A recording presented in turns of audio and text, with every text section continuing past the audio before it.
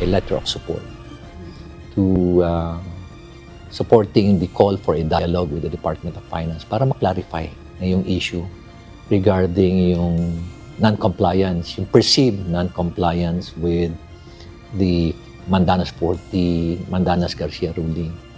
Lubos na sinusuportahan ng League of Cities of the Philippines o LCP ang pagsisikap ni Baguio City Mayor Benjamin Magalong na magkaroon ng transparent na accounting ng National Tax Allotment o NTA para sa mga local government units o LGUs na pagtiyak na natatanggap ng malungsod ang mga kinakailang mapagkukunan para sa epektibong pamamahala. Ang support letter ay ginawa kasunod ng pagsisiwalat ni Mayor Benjamin Magalong kamakailan na ang syudad ng Baguio sa kanilang computation ay hindi nila natatanggap ang buong 40% na internal revenue allotment ng lungsod.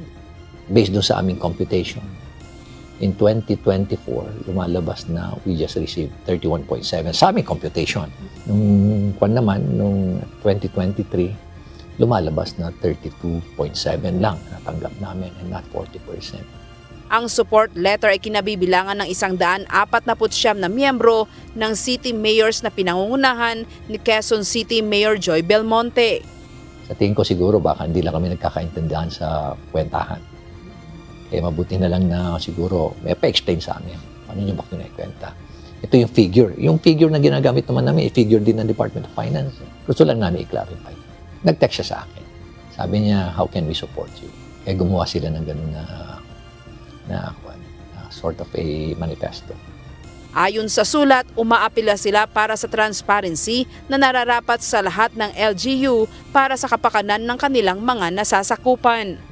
Alam mo, marami nagsasabi nga, mag-file na kayo ng case, mag-file na kayo ng case. Pero hindi naman basta-basta nagpa-file ka ng case na lang uli. Bago ka mag-file ng case, lalo-lalo na yung mga ganitong hindi pagkakaunawaan. Dapat talaga makakon mo muna, ma-exhaust mo muna lahat mo.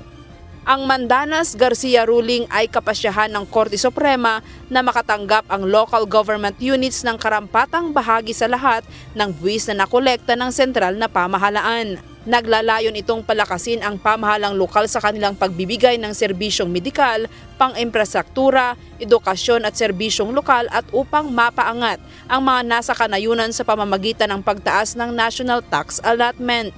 Nauna nang sinabi ni Mayor Magalong na may karamdaman pa si Secretary Recto kaya naghihintay pa sila ng tugon sa kanilang hiling na dialogo. Grace Doctolero, UNTV News and Rescue. Diyos ang aming sandigan, serbisyo publiko ang aming pinahahalagahan.